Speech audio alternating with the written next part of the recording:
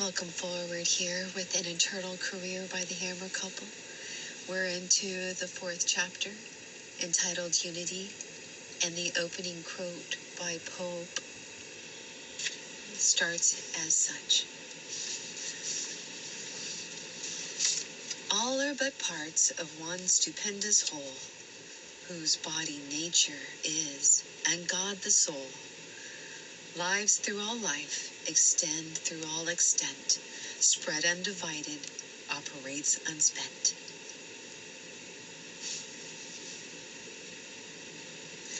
There is no law so little understood as the law of unity or oneness, for few are the people who have any conception of the inseparable relation existing among all created things, but imagine that they are separate and unrelated to their fellow beings, and that it is possible to inflict atrocities and cruelty upon others without injury to themselves.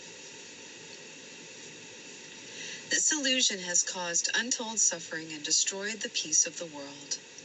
Undoubtedly, permanent peace could be ours today if, by some miracle, men might know this truth, that they are members of one body whose spirit is God, and that what they do unto others, they are doing to themselves.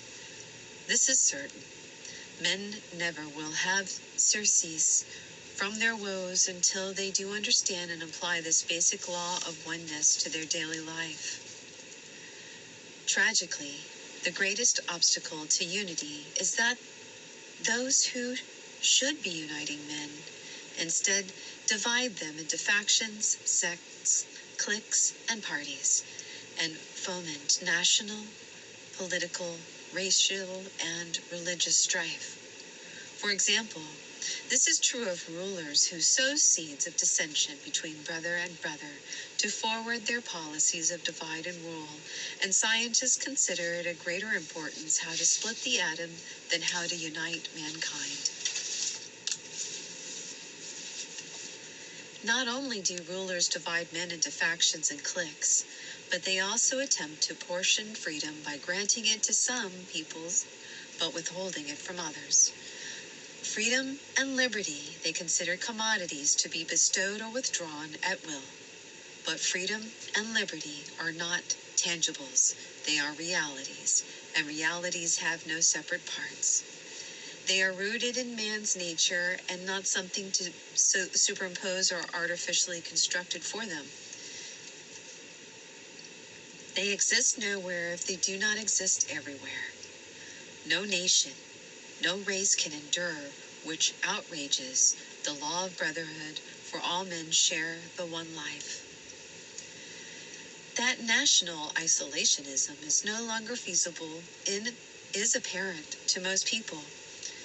But that religious isolationism is equally impracticable is not yet obvious to the leaders of the numerous religious denominations. True, clergymen publicly observe Brotherhood Week once a year, but their professions of brotherhood is not followed by practice. Religious heads of different denominations will not officiate between the same altars, nor will they countenance their parishioners attending other forms of worship. This is the greatest single barrier to the furtherance of unity. Furthermore, this lack of religious unity is one of the greatest barriers to peace, for all men are deeply religious and should be permitted to unite first on this basis. Spiritualization of humanity is imperative to world harmony. Moreover, united men would have a fuller understanding of truth. Divided, each has only a partial understanding. And if people would learn to live together in peace, they would not have to die together in war. The common people of all countries have the warmest, friendliest for one another. It is only their stupid and astigmatic rulers who cannot agree. Unfortunately, men know as little about the law of unity as cats do about calculus. The only cure for ignorance is knowledge, and that all men have their beginning in God and are eternally one. They are bound and related to every other being in the universe through the law of attraction and sympathy. All are integral parts and members of one body, and no one can say to another member, "I have no need of thee." What is the force which unites men with all other things and makes the universe whole? What is the principle of oneness? Good intentions are not sufficient and are not substitute for knowledge in any realm of endeavor, whether in music, mathematics, mechanics, or oneness. Unity in order to be usable must be understood. Mind is the subtle, invisible, and unbreakable force which unites all into oneness. Mind is the universal substance which contains and unites all individual minds. Mind permeates and pervades the entire universe and unites all creation. Through this medium, we are forever bound to the lowest forms of life as well as to the highest. In reality, there is no more space between bodies, minds, suns, and universes than there is between one grain of sand and the grain adjacent. When we view ourselves in space and time, we are conscious of ourselves as separate individuals. But when we pass beyond space and time, they form ingredients of single, continuous streams of life. The phenomena or illusion is that individuals carry on separate existences in space and time, while in the deeper reality, beyond space and time, they are all members of one body. Life is one, but it has many aspects. It is the diversity of forms which give the illusion of separateness and which are only superimposed upon life, but do not separate it. Forms are the externalities, the objective effects of cause, which are the reality. Forms are projection of materialized substances and different proportions of the same qualities. Reduce them to their elementary substance, and they are one and the same. Forms continually change, but the underlying life principle remains forever the same. Life, regarded objectively, has the same illusion of multiplicity as the stars, when seemingly we behold them as countless orbs of light, because we are unable to observe the stellar system as a whole. But when viewed from the vantage point of celestial distance, they appear not as perforations in the heaven, but as one immense flame. So with men, they are separated no more than are the planets and the stars. Yet another illustration. On a map of the earth, the continents seem to be separated by bodies of water. This is an illusion, for under the water, the earth is united. So with life, on the surface of all things appear unrelated and disassociated, but when reality is contemplated, the unity appear and harmony appear. Similarly, our idea of time is an arbitrary division of eternity related to a standard of consciousness. We speak of time being divided into hours, days, months, and years, a method enabling us to establish order in our lives. But clocks and calendars split time no more than forms separate life. Time, like life, is one, eternal, and indivisible. The contagion of physical diseases should be proof that men cannot be separated even bodily. Plagues have often wiped out entire communities, as during World War I, influenza claimed more victims than the battlefield did. Science has made marvelous strides conquering physical plagues, but the moral and mental epidemics still await conquest. The latter are indefinitely more dangerous than those which destroy only the body. Sociologists and criminologists lag behind because of their abysmal ignorance of man's true nature. They believe that the body is the man and assume that incarceration will end his antisocial activities.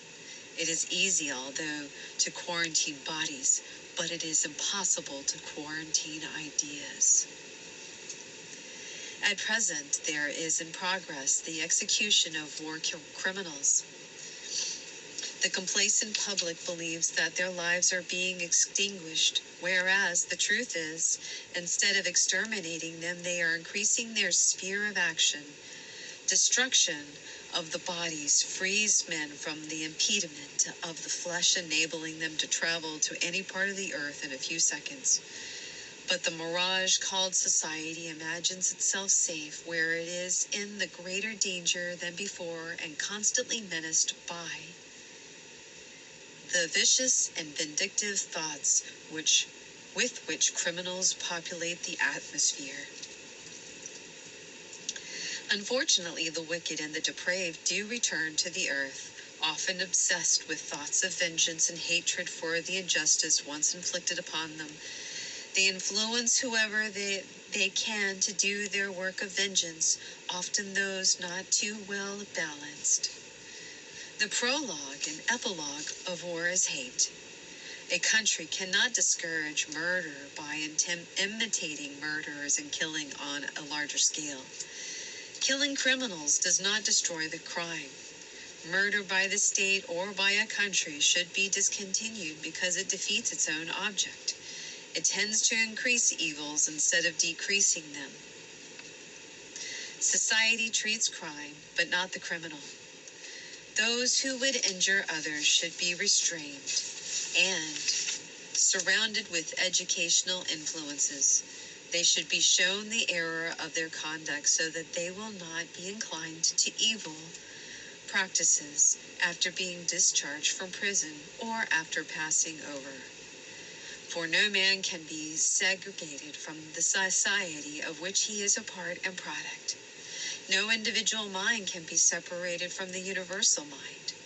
So long as a part of humanity is treated as pariahs and criminals and ostracized, so long we will all suffer. Crime waves puzzle many people, but they are no enigma to those acquainted with the power of suggestion and the contagion of thought. During war, and even more so afterwards, crime is always rampant. For what is war but the greatest of crimes? War deluges the mental atmosphere with thoughts of hate, lust, murder, vengeance, and destruction, affecting the minds of everyone, particularly the unstable and impressionable. Many heinous crimes are committed by those who never before entertained such ideas, for the greatest tragedy of war is its effect upon the human mind. Recently, a boy of 10 who killed his playmates was asked why he did it, and replied, "I just felt like shooting him." Those are indifferent to the implications of such an answer are guilty of ignorance greater than the boy's. More and more murderers are being committed by children. Who is to blame? The criminals are not the children, but the adults who generated the thoughts of hate and murder. Children are the victims of the destructive and evil thinking of their elders. They do not plan the murder, but only act upon the suggestion in the atmosphere. How often people make injurious and wicked statements. They hope that a dire calamity will befall some malefactor or that a dreadful fate will overtake their enemies, particularly foreign ones. They wish that death or worse would occur to one who has wronged them.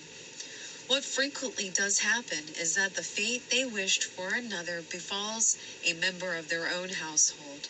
Their thoughts are inceptions with resultant tragedies. Thoughts boomerang. Hence the paramount importance of never sending out aught be what is good. Since the source of social and moral ills originated in the minds of men, it is there the cure must begin. Just as physical plagues were abolished by eradicating their causes, so the roots of mental and moral diseases must be expurgated. Education is a cure for crime, collectively as well as individually, and in it lies the basis of the solution. Experience has shown that it is cheaper to educate children than to punish criminals. Hence, it is the vital importance that every individual become educated. By education, we do not mean veneer. We mean ethical training and the inclusion of morality and understanding of life and its spiritual significance. Not getting degrees, not how to make money, but how to think constructively and to live in harmony with the laws of God. Formation of character should be the primary duty of those entrusted with the guidance of the young. Better thinking is necessary for a better world, and this should be commenced in the high chair and not in the high school. Crippled and deformed bodies can often be straightened, but twisted and perverted minds are usually beyond repair. Minds is the most inflammable substance in the universe, and on it thoughts travel with rapidity exceeding light. Unfortunately, few people realize the tremendous responsibility incumbent upon right thinking. Few have any idea that their thinking governs their lives and affects their lives, the lives of others. People who wouldn't dream of polluting a city's water supply are frequently guilty of a far greater crime, contaminating the universal mind, the fount of all individual minds. The unspeakable tragedies, the epidemics of hatred, suspicion, intolerance, resulting in war, are all caused by people poisoning the thought atmosphere. War, like all other evils, exists in the mind before it exists objectively.